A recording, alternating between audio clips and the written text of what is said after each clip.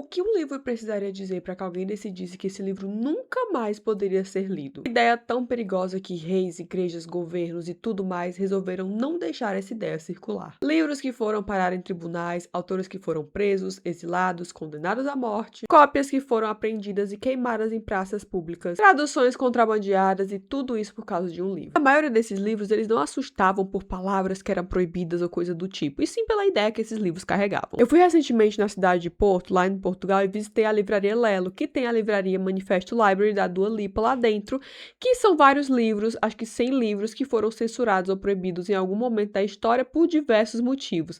E eu quero falar sobre esses livros hoje, e não só sobre eles, mas sobre tantos outros que foram proibidos, censurados, entender a história por trás disso, e quero que você, após ver esse vídeo, compre esses livros, porque vale muito a pena. A gente vai comentar muito a respeito desses livros, entender a moral por trás, a censura, o que aconteceu, e eu já peço logo pra você, se inscreve, dá like aqui no canal que eu falo sobre absolutamente tudo. Adoro falar sobre livros, tem um clube do livro, inclusive, e eu amo entender por que esses livros foram censurados em algum momento da história. A gente tá lendo agora o Retrato de Dorian Gray, e quando eu abri ele, tinha assim, edição não censurada, e eu falei, meu Deus, como assim edição não censurada? Porque eu não sabia que esse livro tinha sido censurado em algum momento da história, mas a gente vai conversar sobre isso. Vocês podem me seguir lá no meu Instagram, que é Juleivas também, me manda recomendações de vídeos, eu faço muito conteúdo sobre livros lá, os livros que eu leio, os livros que eu amo.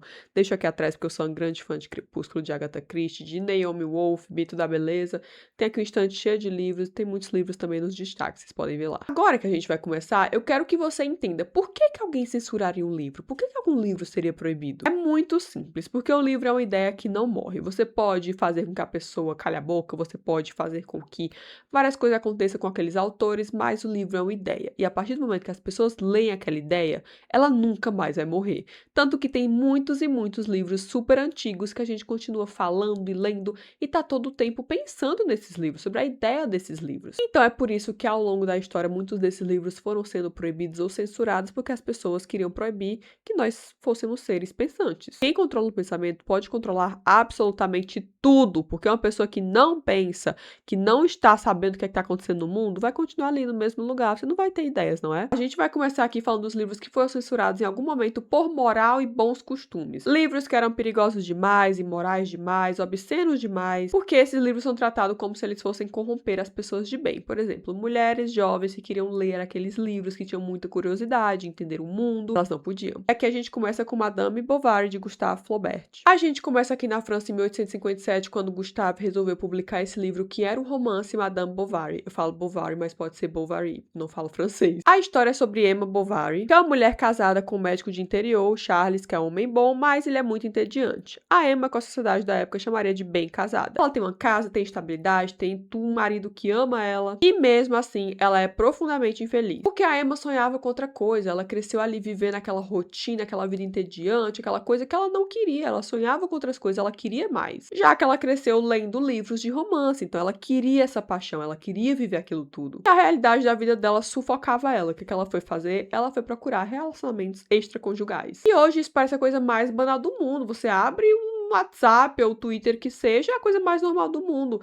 E aí você olha para 1857, pensem, aquilo ali era uma bomba. O Gustave, o autor, ele não foi condenado por ele falar de sexo ou nada do tipo. Ele simplesmente falou de uma mulher que estava cometendo adultério e ele não ficava condenando ela o tempo todo. Ele mostrou o tédio dela, a indignação dela e aquelas coisas dela tendo um caso amoroso, dela se sentindo sufocada e tudo mais. Ele não mostrou ela como um monstro, como uma vilã, nem nada do tipo. Era só uma pessoa vivendo uma vida comum, normal, não estava satisfeita com nada. Mas vocês pensem para a sociedade francesa naquela época. Eles ficavam pensando, e se outras mulheres resolvessem fazer isso também? Elas não podem ler isso. Então o que acabou acontecendo, Gustavo, o editor dele daquela revista, foram ao tribunal para serem condenados a ultraje à moral e à religião. E aí o que o advogado dele usou de defesa? Ele falou que Emma, que era uma pessoa que estava ali cometendo casos amorosos, fora do casamento e tudo mais, mostrava sim uma moral, porque ela sofreu muito e no final ela acabou muito mal. Então ele falou assim, estão vendo? É isso que a gente quer mostrar, que a mulher adulta, ela acaba mal, então eles foram absolvidos. Obviamente, eles tinham que falar sobre aquilo de alguma forma para ser absolvido,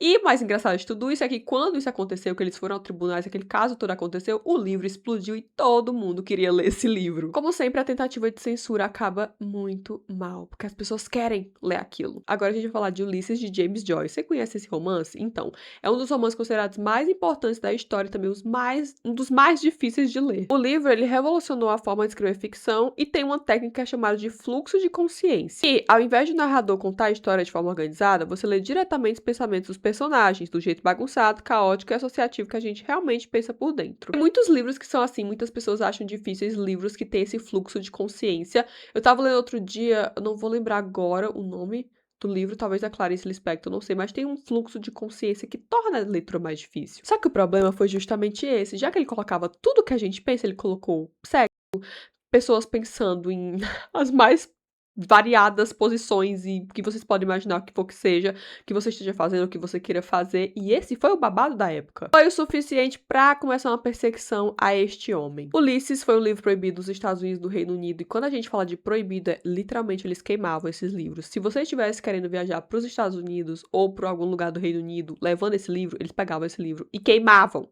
este livro, jogavam fora este livro, rasgavam esse livro. Vocês pensam, um livro que as pessoas mais leem hoje em dia de romance era queimado, jogado fora. Esse livro ficou proibido nos Estados Unidos por muito tempo, até 1933, que um juiz pegou esse livro, resolveu analisar de verdade pra ver por que esse livro aqui tá sendo proibido ou censurado, que seja, ele era proibido mesmo.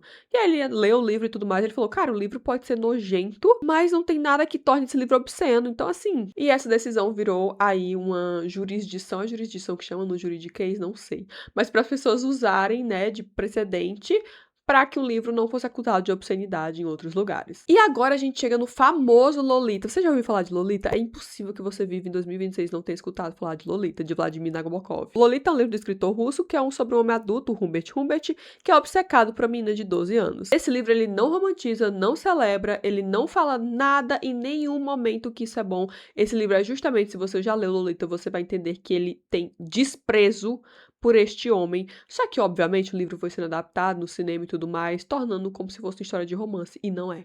Não é isso em nenhum momento que o livro quer passar. Você vai entendendo quão manipulador, egoísta, horrível que é esse personagem desse Humbert. E aí o Nabokov, que é o escritor desse livro, ele por muitas vezes pensou, tá, esse livro não vai ser publicado, eu vou queimar esse livro, a esposa dele não deixou, e esse livro só existe por isso. Quando ficou pronto, ele levou pra várias editoras, ninguém quis publicar, todo mundo falava que esse livro era o cúmulo do absurdo, não quiseram. No fim, Lolita só foi publicada em 1955 em Paris por uma editora chamada Olympia. E aí o escritor britânico Graham Greene decidiu pegar esse livro, porque esse livro não era muito vendido, né? Ele vendeu, sei lá, 5 mil exemplares.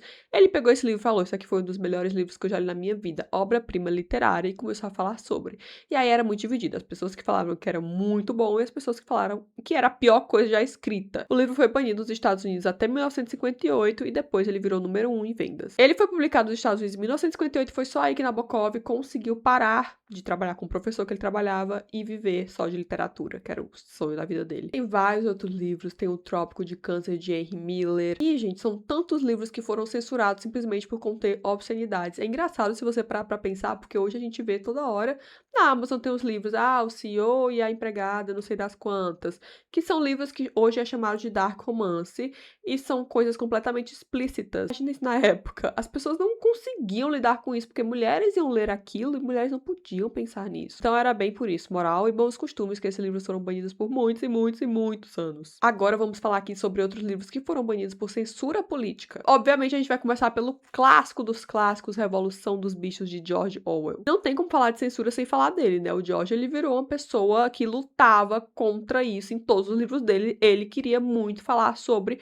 o mundo. Ele criou uma das obras políticas mais importantes do século XX, que são duas, que a gente vai falar sobre elas. E é importante a gente entender a visão dele. Ele lutou na Guerra Civil Espanhola, nos anos 1930, do lado republicano, que era contra o fascismo. Ele foi ferido em combate, levou um tiro no pescoço e quase matou ele. E durante essa guerra, ele viu de perto coisas que marcariam ele para sempre. Ele testemunhou como o poder pode manipular a verdade. A primeira dessas obras maravilhosas é a Revolução dos Bichos, que foi lançada em 1945. É uma fábula que aparentemente é muito simples, que parece muito infantil, porque eu li isso quando era bem menor. Está numa fazenda, animais que são cansados de serem explorados pelo dono que é humano, eles se revoltam e o expulsam. Eles criam a própria sociedade com a promessa que todos os animais vão ser iguais. Mas aos poucos, os porcos que assumem a liderança vão se corrompendo, vão acumulando privilégios e vão traindo os ideais dessa revolução. Até que a nova sociedade se torna tão desigual e péssima como a antiga. É uma crítica direta ao que tinha acontecido com a Revolução Russa e ao stalinismo. E quando George terminou esse livro, muitas editoras se recusaram a publicá-lo. Porque a União Soviética era naquele momento aliada da Inglaterra e ninguém queria publicar um livro que criticasse os soviéticos e ofendesse um aliado de guerra. Ele foi banido na União Soviética e praticamente todos os países comunistas por décadas. Mas aí, em 1949, ele publicou um livro muito famoso que você já deve ter lido, que se chama 1984. Se você não leu, apenas leia. É a história de uma sociedade totalitária de Estado,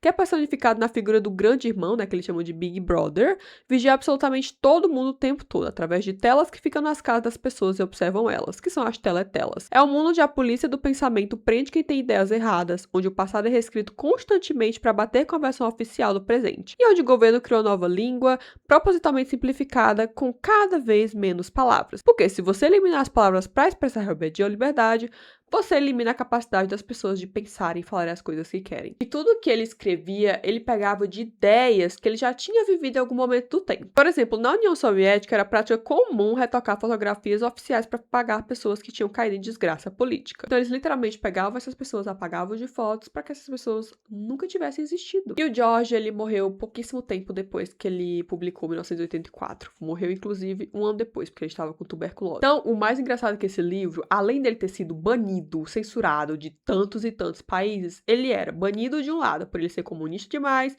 e ele era considerado anticomunista demais em algum outro. Então vocês entendem que são dois lados políticos vendo o livro de formas diferentes e banindo ele dos dois lados. Vamos falar também do famoso Admirável Mundo Novo de Aldous Huxley. É assim que fala? Não sei, mas esse livro também é um clássico da literatura que foi banido, censurado em muitas ocasiões. Huxley imaginou uma coisa diferente do George. Era uma sociedade controlada pelo prazer, pelo conforto e pela distração. Era um mundo em que as pessoas aceitavam de bom grado não serem livres, porque estão felizes, satisfeitas e entretidas o tempo todo. Você consegue relacionar essa situação com o que a gente vive hoje com a internet? Então, nesse mundo de Admirável Mundo Novo, não tem polícia secreta batendo na porta, não tem violência visível, pessoas são condicionadas desde antes de nascer, que são produzidas em laboratório e programadas psicologicamente para amar exatamente o lugar que vão ocupar na sociedade. Tem entretenimento constante, tem consumo sem fim, e é uma droga chamada soma distribuída livremente que elimina qualquer angústia, qualquer tristeza, qualquer desconforto. Ninguém se rebela porque ninguém sente falta da liberdade. Tem noção de como esse livro se relaciona com tudo que a gente vive hoje. Eu acho esse livro muito atual e é bizarro pensar como muitos de nós ficamos sentados ou deitados mexendo ali no celular e sempre com aquela dopamina fácil, que eu falo muito do Nação Dopamina, né? Então se relaciona muito a isso. Esse livro, obviamente, ele foi banido e censurado, como todos os outros aqui. Ele foi retirado de escolas dos Estados Unidos por causa do tratamento que dava à sexualidade e à religião. Quando o Huxley já era bem velhinho, ele começou a comparar o trabalho dele com o do George. Ele falava que o mundo futuro ia ser muito mais parecido com o dele do que o de George, de 1984. Ele pensava que esse poder viria todo de que as pessoas estariam condicionadas ali, não com o celular, porque ele não sabia como é que ia ser, mas que as pessoas estariam com esse prazer infinito e estariam psicologicamente programadas para fazerem aquilo e nunca se sentirem presas. Então era muito mais fácil de controlar essas pessoas do que o George pensava que ia ser, violência e tudo mais. Não. Ele sempre falava que as pessoas teriam tanto consumo, tanta distração, tanto entretenimento, que o poder, quem estava no poder, podia fazer o que quisesse, a gente nem ia se tocar, a gente não ia se preocupar com a nossa liberdade, a gente estava se sentindo livre ali no nosso telefone. Vocês já ouviram falar do Fahrenheit 451 de Ray Bradbury? Pois é. Ele é um romance sobre o futuro onde os livros são totalmente proibidos e onde existe uma corporação de bombeiros cuja função foi invertida. Em vez de apagar incêndios, eles começam incêndios para queimar os livros que as pessoas escondem. E adivinhe, esse livro também foi censurado, porque no livro ele retrata muito sobre isso, sobre a censura no próprio livro. E pasmem, o livro foi censurado. Agora a gente vai falar de livros que foram censurados em nome da fé, que é o terceiro grande motivo para que alguns livros sejam censurados. Livros que são considerados blasfemos ou que de algum modo estão ofendendo a fé ou religião ou algo do tipo. Então, o primeiro é Os Versos Satânicos de Salman Rushdie. Ele é um escritor britânico que nasceu na Índia, numa família que era muçulmana.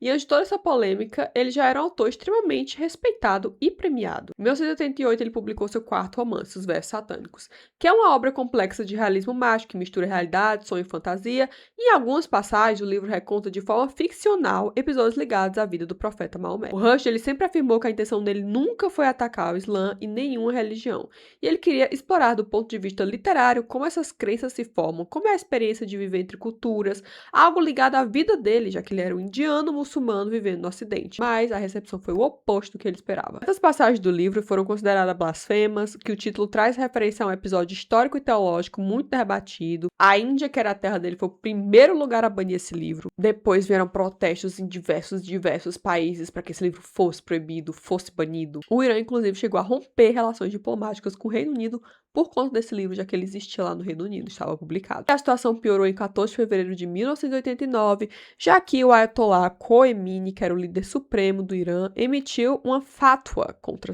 o Rushdie, que é um parecer religioso, mas essa especificamente é uma sentença de morte. Então ele conclamou para todos os muçulmanos do mundo que fossem atrás do Rushdie. E não só, era a todos que tivessem participação naquele livro, editores, tradutores, publicadores, as jornais, enfim. E ele ofereceu quase 3 milhões de dólares para quem cumprisse aquela sentença. A vida do Rushdie virou um inferno, né? Ele foi obrigado a desaparecer, viver escondido sob proteção policial britânica por quase 10 anos.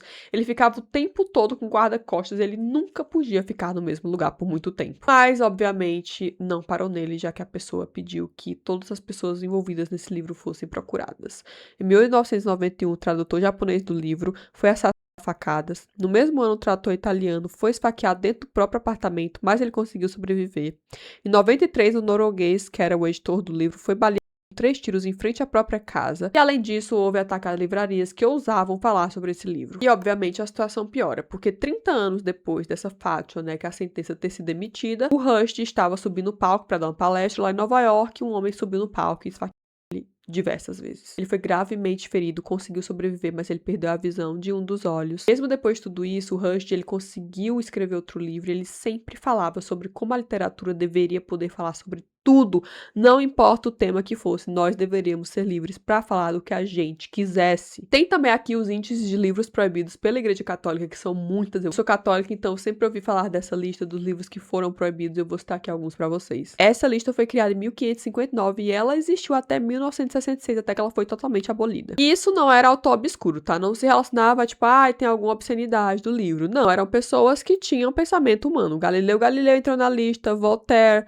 o filósofo, Immanuel Kant, um dos maiores filósofos de todos os tempos, Victor Hugo, autor de Os Miseráveis, René Descartes, muitas pessoas entraram nessa lista, vocês não têm noção, filósofos, pensadores, o que for. E para vocês entenderem como isso não é coisa do passado, ali nos anos 2000, os livros da J.K. Rowling, é isso, né, a autora de Harry Potter, foi banido em muitos lugares, falando que eles estavam tentando praticar bruxaria e ocultismo. É isso mesmo que você está ouvindo. E aqui também, em algum momento, ciência virou heresia, né, como já era em alguns tempos, em que o livro, como Origem das Espécies de Charles Darwin, foi também banido, censurado, proibido. Ele só era mais um livro científico sobre plantas e animais. Só que o livro falava de uma ideia que era considerada sagrada, de que a igreja falava de que cada espécie de ser vivo tinha sido criada exatamente como ela é.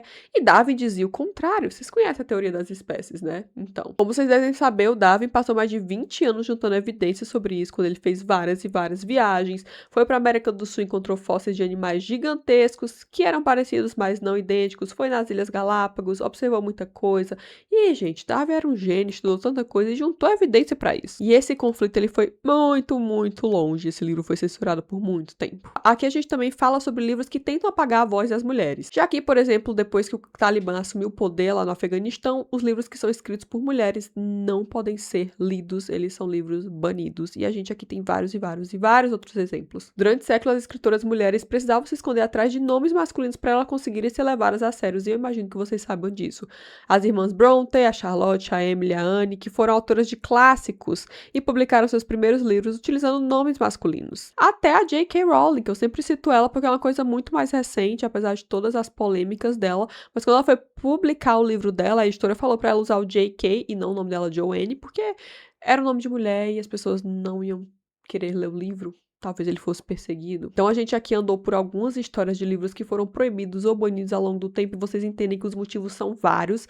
E hoje, só para vocês saberem, porque eu falei sobre os livros que são publicados na Amazon, livros que a gente lê todos os dias, diariamente e tudo mais, só que esses livros, em muitos lugares, ainda existem livros que estão sendo censurados. Livros que falam sobre racismo, identidade, sexualidade e sobre história e vivência de grupos minoritários são muitas vezes banidos em muitos lugares. Lá na Manifesto Library está o livro do Conto de Aia, justamente porque esse livro da Margaret Atwood, ele está sendo banido em muitos lugares dos Estados Unidos. Só pra gente fechar também, como eu falei que falaria do Retrato de Dorian Gray, que a gente tá lendo no meu clube do livro, e esse livro, o Retrato de Dorian Gray, foi censurado porque ele é considerado de forte teor homoerético, que era considerado imoral, indecente e crime na Inglaterra. Então você vai lendo o livro percebendo, tá, isso aqui não tem nada demais pra ter sido censurado em algum momento, mas na época era, e ficou por muitos e muitos anos sendo censurado por isso. A história de Oscar Wilde é bem triste, tudo que ele viveu, eu recomendo que vocês pesquisem, mas é pra vocês entenderem sobre censura. E pra gente terminar aqui, eu recomendo muito esses livros que eu citei, que são livros muito bons, que vocês possam ler, agora a gente pode, porque eles estão aí todos disponíveis até então, conseguimos ler eles. Leiam, porque são livros ótimos, Admirável Mundo Novo, é um livro, assim, maravilhoso, que eu recomendo pra todo mundo. E como a gente falou um pouquinho sobre censura, sobre banimento e tudo mais, quero que vocês citem outros livros que vocês sabem que foram censurados ou proibidos em algum momento, pra gente ter uma discussão mais ampla sobre isso, e pra vocês entenderem também porque tantos e tantos livros foram censurados ao longo dos anos e o banimento desses livros. O que é que tá por trás disso? Porque lembrem, livro é um pensamento, pensamento faz você lutar contra muitas coisas. E eles são proibidos justamente por isso, porque você não pense. Mas a gente vai pensar. E a gente vai ler. Beijo!